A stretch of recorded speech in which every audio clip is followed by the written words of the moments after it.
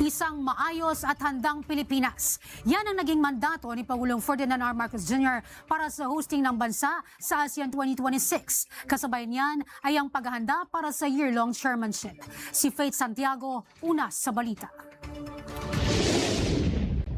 Iba't ibang hakbang ang isinagawa ng Office of Civil Defense para maging ligtas ang isasagawang ASEAN sa bansa ngayong taon. Kabilang na dito ang pagbuo ng Joint Task Group Emergency Preparedness and Response o JTGEPR. Ito'y para mapanatili ang kaayusan at kaligtasan ng mga dadalong lider at delegado mula sa iba't ibang bansa. Sa naging panayam ng Balitang Konektodo ng D1-1206 kay Office of Civil Defense spokesperson Junie B. Castillo, binigyan diin nito ang direktiba ni Pangulong Ferdinand R. Marcos Jr.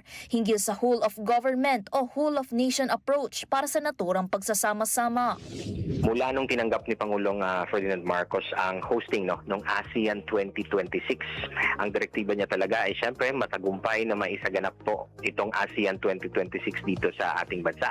Kaya nga po medyo mahaba-haba yung paghahanda na ginawa natin. So ngayong magsisimula na po ito, so rest assured na handa po tayo para lahat ng ahensyang kabilang dun sa NOC, dun sa mga committees, at saka sa lahat ng mga task groups ay nakahanda po para dito sa ASEAN 2026.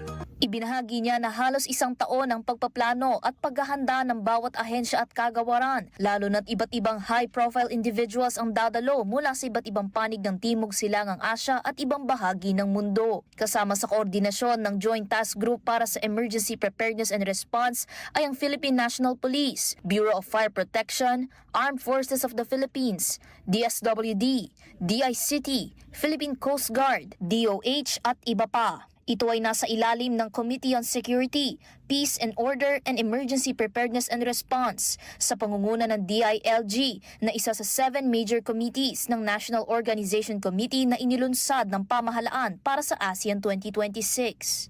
Binigyan diin ni OCD spokesperson Castillo ang bigat at lawak ng saklaw ng event na gaganapin aniya ng buong taon sa iba't ibang parte ng Pilipinas. Kaya naman patuloy nilang tinitiyak ang kahandaan ng kanilang hanay, gayon din ang mas pinaigting na koordinasyon para mapanatili ang kaligtasan at seguridad ng mga makikilahok sa events. Kabilang na dyan ang delegasyon ng workforces, gayon din ang pagpreposisyon ng medical equipment at emergency preparedness. Dagdag pa ni Castillo, kabilang sa kanilang isinasaalang-alang ay ang kalagayan ng ating mga kababayan, gayon din ang posibleng natural at civil disturbances. Samantala, hinimok ni Castillo ang lahat ng Pilipino na makiisa sa naturang programa sa pamamagitan ng pagsunod sa mga mandato at polisiya. Gayon din ang pagpapakita ng hospitality na siyang tanyag na pagkakakilanlan ng mga Pilipino. Nauuna sa Balitang Totoo at Laging Bago, Faith Santiago, Alauna sa Balita, Congress TV.